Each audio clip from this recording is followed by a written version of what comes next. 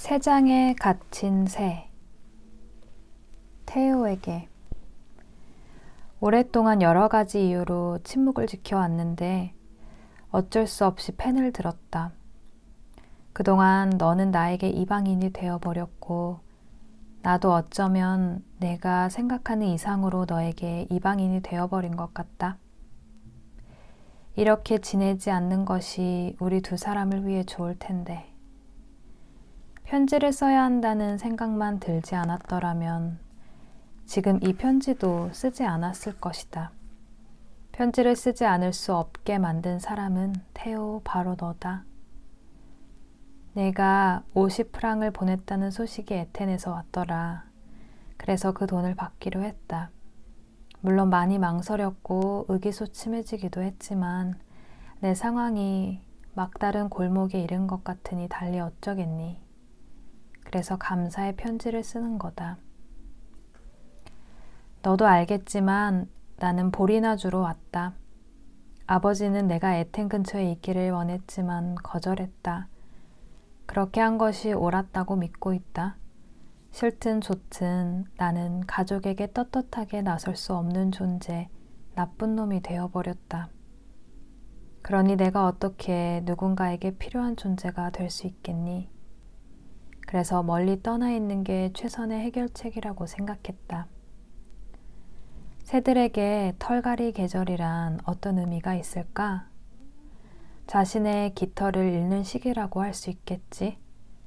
사람에게 비유하자면 실패를 거듭하는 불행하고 힘겨운 시기라고 할 수도 있을 것 같다. 털갈이 계절이 있기에 새롭게 태어날 수도 있으므로 이 변화의 시기에 애착을 가질 수도 있겠지만 이 일이 공개적으로 이루어져서는 안 되겠지. 그리 유쾌한 일도 재미있는 일도 아니기 때문에 눈에 띄지 않도록 조심해야 할 것이다. 가족의 신뢰를 되찾는 것이 그렇게 희망이 없을까? 비록 아버지는 편견에서 완전히 벗어난 적이 전혀 없지만 다른 식구는 훌륭한 사람들이니 천천히 그러나 확실하게 관계가 회복될 가능성을 완전히 부정하지는 않는다.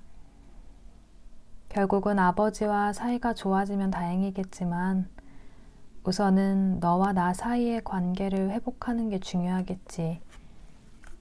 오해하기보다는 좋은 관계를 맺는 게 더 낫지 않겠니? 추상적인 이야기를 꺼내서 너를 괴롭히게 될지도 모르겠는데 인내심을 갖고 끝까지 들어주었으면 한다. 나는 정열적인 사람이다. 그래서 가끔은 좀 미안한 생각이 들 정도로 지나친 행동을 하기도 했지. 너무 성급하게 행동하는 바람에 조금 더 참았더라면 하고 후회하는 일도 이따금 있었다. 하지만 다른 사람들도 가끔 무모한 행동을 하잖아. 그렇다고 어떻게 하겠니? 나 자신을 어떤 일에도 어울리지 않는 사람으로 봐야 할까? 나는 그렇게 생각하지 않는다. 오히려 이 열정이 좋은 결과를 거둘 수 있도록 해야겠지. 이를테면 빵을 먹어야 살 수 있는 것처럼 책에 대해 열정을 갖고 끊임없이 정신을 고양하고 탐구할 필요를 느낀다.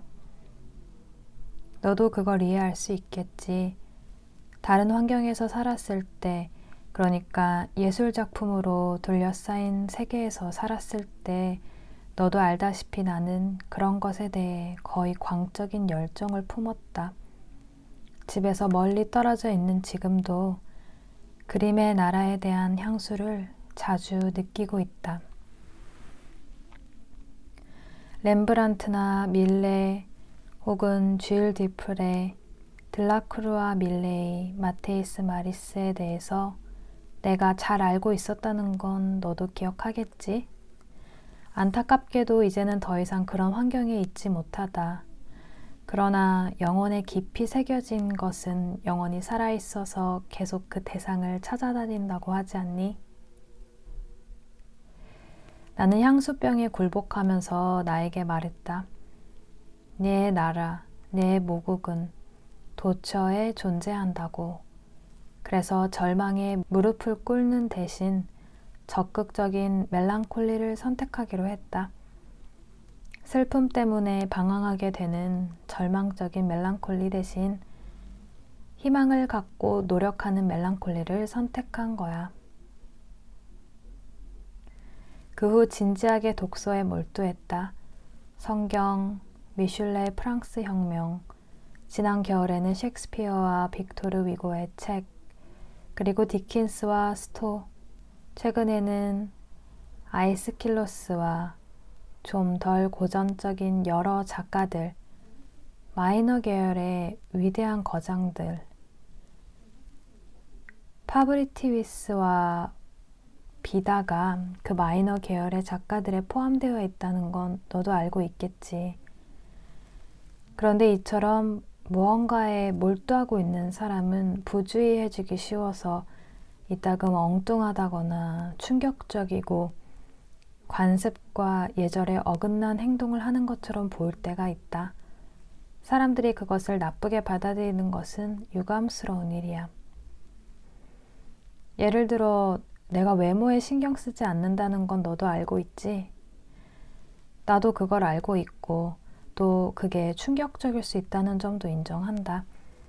그런데 한번 생각해 봐라. 내가 그렇게 하는 것은 단순히 외모를 가꾸는 일에 환멸을 느끼기 때문이 아니야.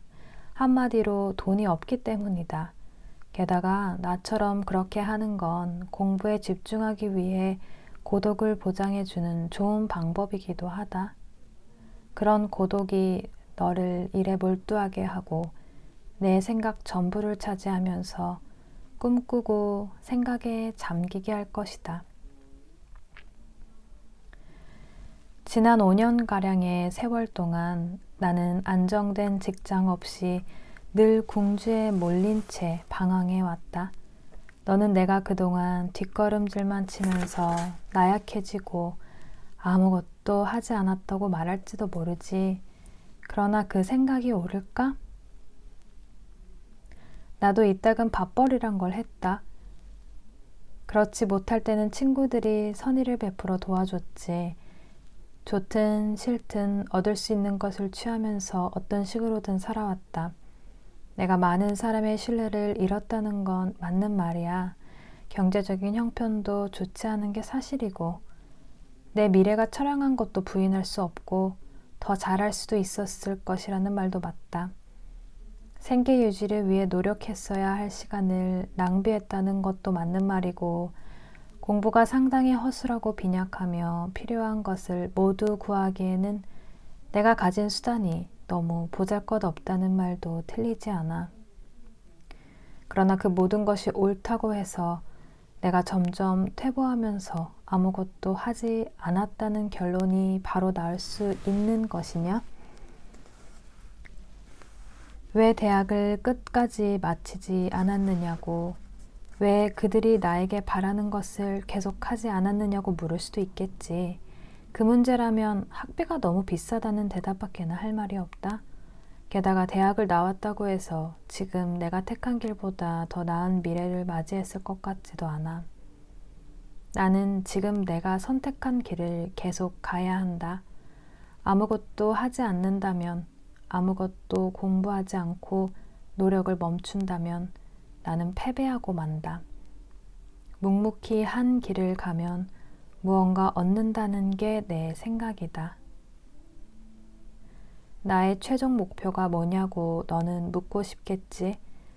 초벌 그림이 스케치가 되고 스케치가 유화가 되듯 최초의 모호한 생각을 다듬어감에 따라 그리고 덧없이 지나가는 최초의 생각을 구체적으로 실현해 감에 따라 그 목표는 더 명확해질 것이고 느리지만 확실하게 성취되는 것이 아닐까? 그것은 예술가뿐 아니라 복음 전도자도 마찬가지라는 걸 알아야 한다.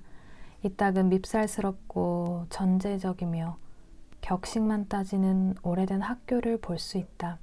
그곳에는 고통을 혐오하는 한마디로 편견과 관습에 갑옷을 입은 사람들이 있기 마련이다. 그들은 담당 구역의 일자리를 마음대로 주무르지, 또 자기 부하를 위해 일자리에 빨간 테이프를 붙여두고 자유로운 정신을 가진 사람을 내쫓으려 한다.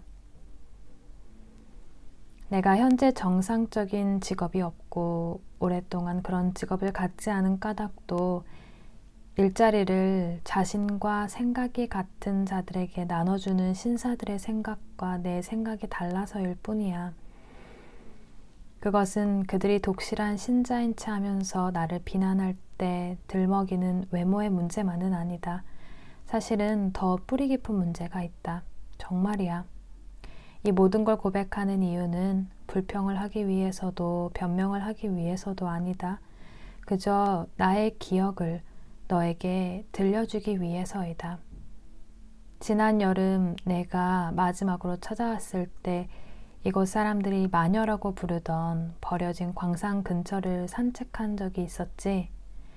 그때 너는 레이스웨이크에서 오래된 운하와 물 방앗간 근처를 함께 산책했던 추억을 떠올리면서 우리가 예전에는 많은 것을 동의했었다는 말을 했지. 그리고 그때 이후로 형은 변했어. 더 이상 예전의 형이 아니야 라고 말했지. 그래. 그러나 나는 그 말에 흔쾌히 동의할 수 없다. 물론 예전에는 생활이 지금보다는 덜 어려웠고 미래도 그렇게 비관적이지는 않았다는 차이는 있겠지. 그러나 나는 내면이나 사물을 보는 방식에는 변함이 없다. 굳이 변한 것을 말하자면 당시에 내가 생각했고 믿고 사랑했던 것을 지금은 더 생각하고 더 믿고 더 사랑한다는 것이다.